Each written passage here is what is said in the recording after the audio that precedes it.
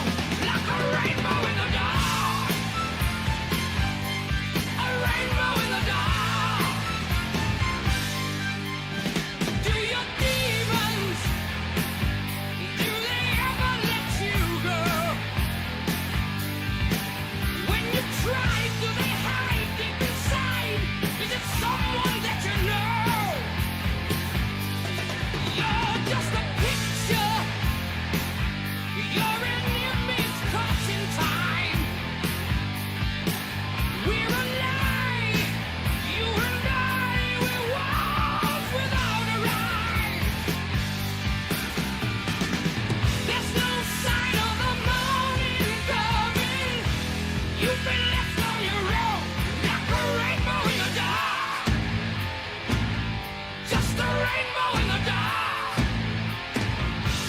Yeah.